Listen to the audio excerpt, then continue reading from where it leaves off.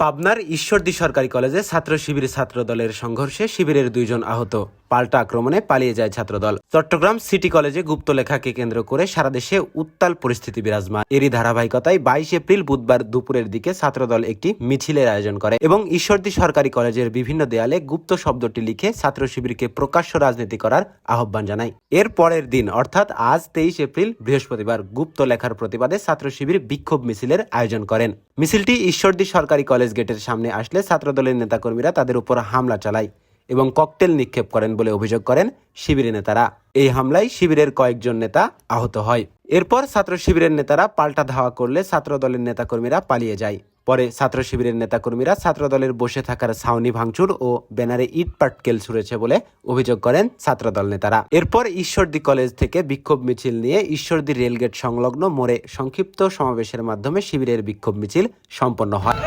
বাংলাদেশ ইসলামী ছাত্র শিবির ঈশ্বরদী সরকারি শাখা কলেজের একটি বিক্ষোভ মিছিল আয়োজন করা হয়েছিল। সেখানে আমরা শান্তিপূর্ণভাবে বিক্ষোভ মিছিল করতে থাকছিলাম। সেই সময় ছাত্র দলের পার্থিব এবং তার সঙ্গপাঙ্গ মিলে আমাদের শান্তিপূর্ণ বিক্ষোভ মিছিলে তারা গুলিবর্ষণ এবং ঢেল ছুঁড়ে আমাদের শান্তিপূর্ণ মিছিলকে তারা বিতর্কিতভাবে গন্ডগোল ফ্যাসিবাদ সৃষ্টি করলো এবং আমাদের মিছিলের উপর তারা গুলিবর্ষণ করলো এবং প্রশাসন নীরব ভূমিকা পালন করলো। প্রশাসন একটা কথা বললো না। আমরা উদাত্ত আহ্বান জানাই, আমরা প্রশাসনকে বলতে চাই এটার সুষ্ঠু বিচার হোক এবং অবিলম্বে এই পার্থিব নামক যারা সন্ত্রাসী কর্মকাণ্ড কলেজের ক্যাম্পাসে করে তাদেরকে কলেজ ক্যাম্পাস থেকে বহিষ্কার করা হোক।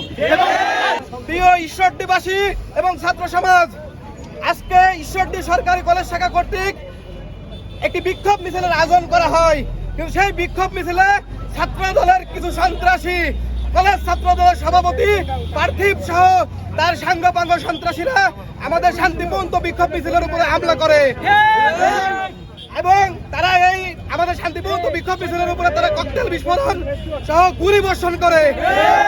প্রশাসন দাঁড়িয়ে থেকে তাদেরকে পাহারা দিয়ে গুলি চালিয়েছে আমাদের উপরে। আমরা প্রশাসনের আমাদের বেশ কয়েকজন ভাই আহত হয়েছে।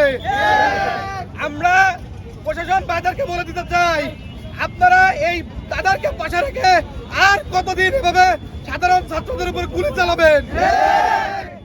আমি প্রশাসনের কাছে উদাত্ত আহ্বান রাখতে চাই, এটা সুষ্ঠু তদন্ত করে যারা আমাদের উপরে গুলি চালিয়েছে তাদেরকে কঠোর হস্তে দমন করতে হবে। এতটুকু কথা বলে এখানে আজকের প্রোগ্রাম এখানে সমাপ্ত ঘোষণা করছি। আসসালামু আলাইকুম ওয়া রাহমাতুল্লাহ।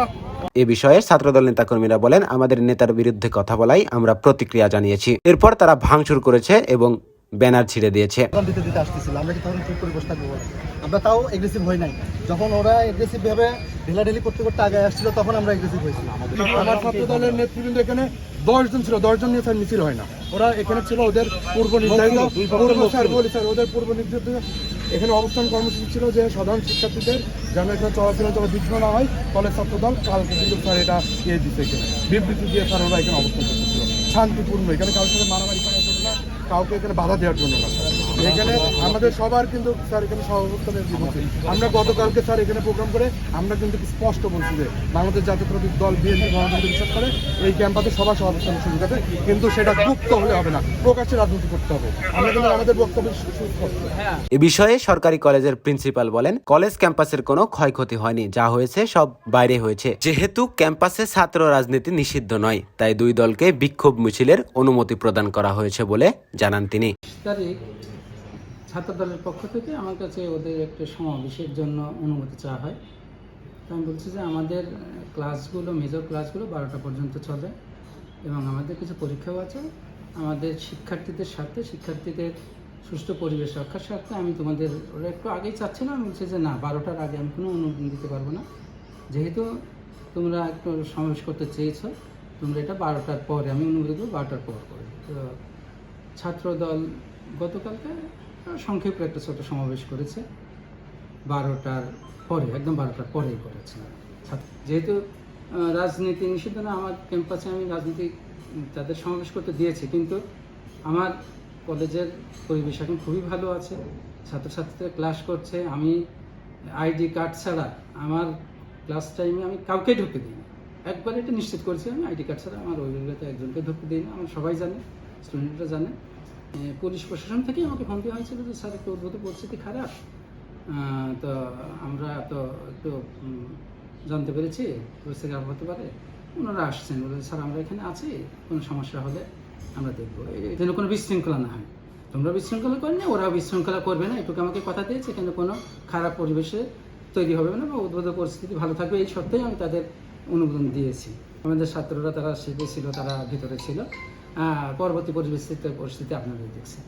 এই ঘটনার পর ছাত্রদল আরেকটি বিক্ষোভ মিছিলের আয়োজন করে, যেখানে একটা শিবির ধৈরা জবাই কর, হই হই রই রই, জামাত শিবির গেলি কই ইত্যাদি নানা রকম স্লোগান দেন তারা।